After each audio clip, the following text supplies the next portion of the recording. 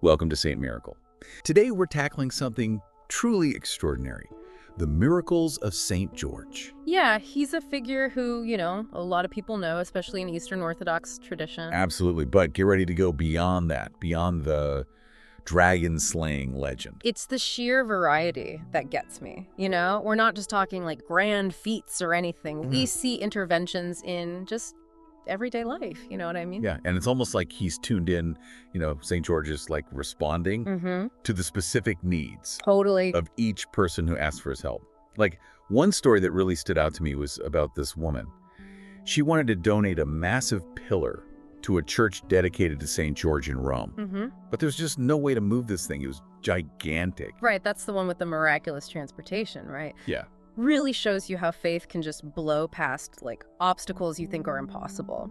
She prayed to St. George, and get this, in a dream, he helped her throw this pillar into the sea. Just chucked it right in. And poof, it shows up in Rome. Not just anywhere in Rome. It's like there were instructions on where to put it. It's exactly where she wanted it to be. Wow. Can you imagine, like, the relief, but also just the shock? Yeah. Makes you think, what would it take for us to have that kind of, like, just rock-solid faith? Yeah, I think we limit ourselves a lot by what we think is possible. And these stories, they kind of push you to think beyond those limits, to consider what belief can really do. And sometimes those limits are about time and space, right? There's this story as a soldier, also named George. He's captured in a battle, right? And while he's imprisoned, he's praying to St. George. Right. And boom, he's transported back home. And it's St. George's feast day, no less. Oh, wow. Yeah, that story really hits home, doesn't it? That idea of St. George as a protector. For soldiers, people far from home, it fits so well with those images, Yeah. St. George on horseback, strong, ready to go, sometimes with a kid clinging to him. Yeah, it's like people they see him as that quick, powerful guardian. But it's not always about physical protection. Some stories are almost like playful, like the one with the kids in that church courtyard. Ah, yes. The onion omelet. Gotta love that one. Right. It's like a reminder, right? Even the most simple, heartfelt things, they mean something. Yeah, and the guys who, like, scoffed at it, ate the omelet themselves, stuck to the church steps. I mean, come on, right? You gotta approach these matters with a little respect. Yeah. Even if you don't get it, Exactly. But beyond the moral of the story, I think it's cool how these tales show St. George just interacting with the world on all these different levels. Warrior, messenger, and apparently someone who appreciates good food. Right. And then there's the story of Charalambos. He was going to become a monk, but this was during World War II. He's in prison, sentenced to death. He prays to St. George, right? Vows to dedicate his life to God if he's spared. Powerful stuff. And then suddenly, a horseman arrives overhead, and this strong young man bursts in, frees all the prisoners. It's like straight out of a movie. It really makes you wonder about divine intervention, doesn't it? Yeah. Do we believe it's real, or are these stories just symbolic? Well, I mean, on the one hand, you've got these accounts, they defy explanation, but maybe it's about inspiring us, showing that even when things seem impossible, you can still be strong, resilient. What do you think?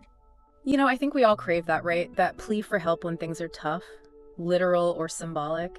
It speaks to that human belief that something bigger than us can step in. And maybe that's the point, right? It's not about the literal event. It's about the power of faith to get us through.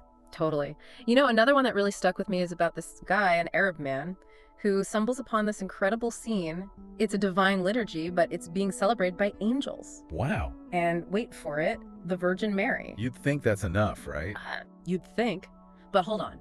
Because St. George shows up late, and he explains he was busy saving a ship from sinking at sea. No way. Oh, yeah. And to prove it, he splashes this guy, the witness, with water from his cloak. It's like direct proof from the miracle itself. Right. I mean, if the people who experience these things believe them, does it really matter if it was literal or symbolic? That's a great point. Maybe the power of belief is the miracle. It shapes how we see the world. Exactly. And speaking of shaping perceptions, there's this side to St. George we don't always talk about. His connection to nature. Oh, right. There's a story about this grove of trees in Turkey. Sacred to St. George. Yeah, this guy's warned by a mysterious horseman, right? Don't cut down the trees. And those that didn't listen, bad things happen. It's like a reminder from a different time, when nature was seen as truly significant. Like St. George's job was not just protecting people, but the whole natural world. Right. Makes you think, with all this, is there anything this saint can't do. I know. And it's like why his story has stuck around for so long. He represents so much of what we hope for, what we fear. Warrior, protector, guardian of nature. It's like he's all the good in the world, rolled into one. Yeah, it really makes you think, why are we drawn to certain stories, certain figures? What is it about St. George that just grabs people? I think we need heroes, right? Yeah. Figures who show courage, compassion, unwavering faith. And St. George, with all these miracles in that spirit, he definitely fits the bill. He does. But we can't forget the big one, the dragon slaying legend. Most people take it literally, but what do you think it symbolizes? That's where it gets interesting. A lot of people see it as an allegory, you know? Okay. Good versus evil, faith over doubt. You've got St. George, the warrior saint, fighting this monstrous dragon. It's such a powerful image. It speaks to our own struggles. Like our own personal dragons, whatever those might be. Exactly. So it becomes a story about inner change, finding the courage to face those demons and win.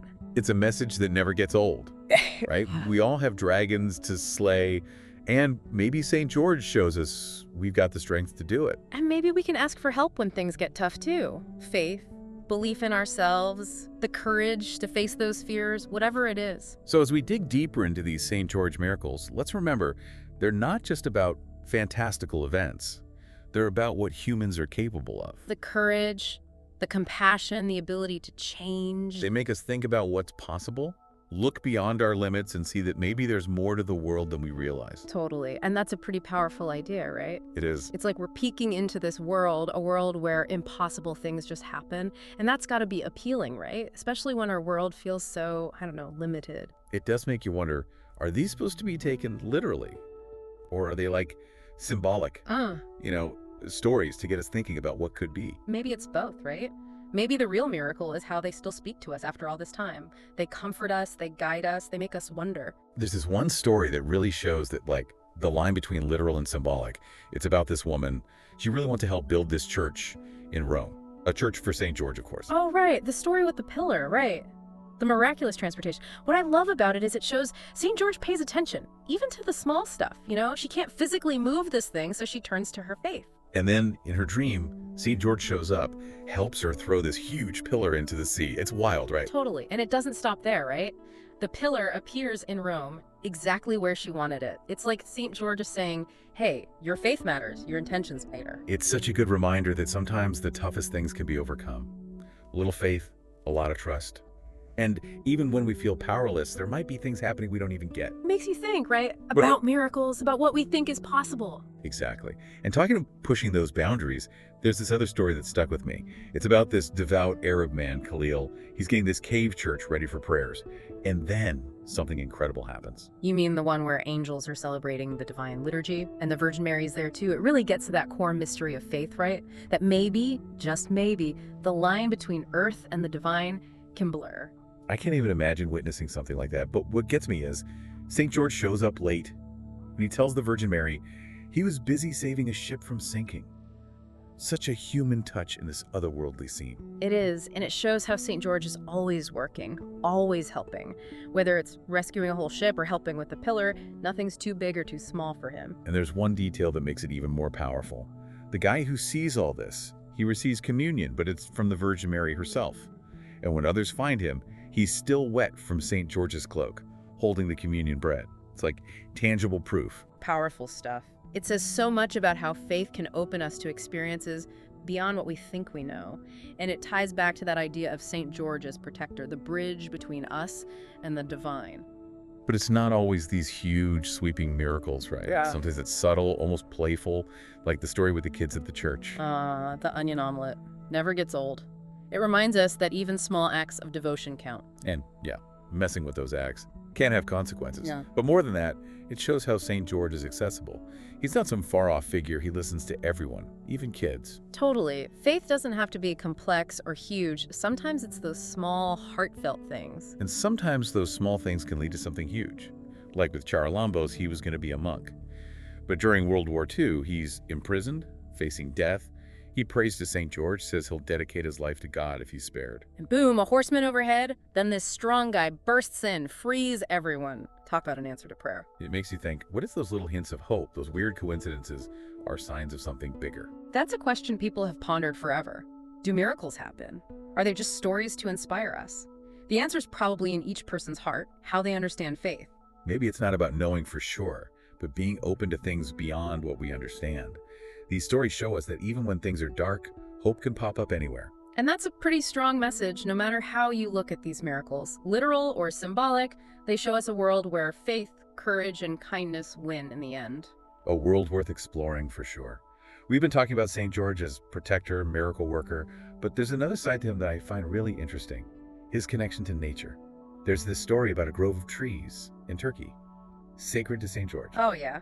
The mysterious horseman who told that guy not to cut down the trees. People who didn't listen, well, let's just say things got weird. It changes how we see St. George, right? Not just protecting people, but the whole world around us. Totally. And it fits into this bigger picture of how saints were seen. They were like the link between us and nature. They had power over the elements, could help people who respected the earth. So St. George's protection goes beyond individuals to the whole environment. Exactly. And it makes us think about our own role, right? With all the environmental issues today, maybe these stories can inspire us to think differently about how we treat our planet. A good reminder that what we do matters. And respecting nature isn't just about saving the environment, it's about honoring something sacred. It's amazing how these old stories still speak to us today. Speaking of old stories, there's one we haven't talked about yet, probably the most famous one. The dragon slaying legend. Everyone pictures that, right? St. George, the knight, facing down this terrifying dragon. Such a powerful image. Yeah. And so many interpretations. But what do you think is at the core of this story? Well, some take it literally, of course, but a lot of scholars, they see it as a symbol. The triumph of good over evil, you know. The dragon is chaos, fear, all the bad stuff inside us. And St. George, with his bravery and faith, he conquers it. He brings order back, brings hope. It's like a metaphor for the fights we have inside ourselves, right? We got to face our own fears, our own dragons, and find the strength to overcome them. Exactly. So the dragon slaying becomes about inner change, finding the courage to face our demons and win. It's a message that never gets old. We all have dragons to slay. And maybe St. George is there to remind us that we have what it takes. And maybe, just maybe, we can ask for help along the way, whether it's faith in something bigger, belief in ourselves, or just facing those fears head on. So as we keep exploring these St. George miracles, let's remember they're not just about crazy events. They're about what makes us human. The courage, the kindness, the ability to change. They push us to think about what's possible, to look past our limits, and to realize maybe there's more to this world than we see. Totally. And that's a powerful thing to think about, isn't it? It's amazing, isn't it, how these stories, they go beyond time, beyond culture. St. George isn't just like some historical figure. No, not at all. It's like his story, it adapts, changes with the times, but those core things, the courage, the faith, the divine, that stuff stays the same. Right. It's like he's speaking to something universal. Yeah. You know, something we all feel. That need to feel protected, to be strong when things are tough, to connect to something bigger than ourselves. Exactly. And the fact that his story has changed over time, it's picked up things from different traditions, it just makes it even more fascinating. It shows these stories are alive, you know? They're reshaped, reinterpreted, passed down. Even figures from so long ago can still speak to us today. And speaking of interpretations, we've talked about how some people, they might be skeptical of these miracles. Maybe they see natural explanations or they question if they really happened. But even if we don't take them literally, there's still something there, right? Oh, absolutely. They show us so much about what it means to be human, our hopes, our fears, what we believe in, what we value. They make us think about the power of faith, the possibility of the extraordinary, and that search for meaning in a world that can feel so chaotic. It's like you're saying, hey, open your mind a bit. Look beyond what you think is possible. Consider a wider view. And even if we never fully understand miracles, just thinking about them can be enriching. It can help us understand ourselves better, our beliefs, the world around us. Well said. We've covered a lot today. The pillar, the onion omelet, visions, the dragon. It's amazing how many stories there are and how captivating they are. It's been quite a journey, hasn't it? Diving into these stories, peeling back the layers. We've reached the end of our deep dive, but I hope it's just the beginning for you. Me too. What stuck with you? What questions are still swirling around in your head? The best part about these stories is that they encourage us to keep digging, to keep asking, to be open to those mysteries that are at the heart of what it means to be human. Maybe you'll find your own connection to St. George, something that surprises you, inspires you. And who knows, you might even find yourself drawn to other stories, other saints, other miracles, discovering new layers of meaning along the way. It's been fantastic exploring this with you. Until next time, keep looking for those moments of wonder and inspiration. And remember, even in the ordinary, the extraordinary might be closer than you think.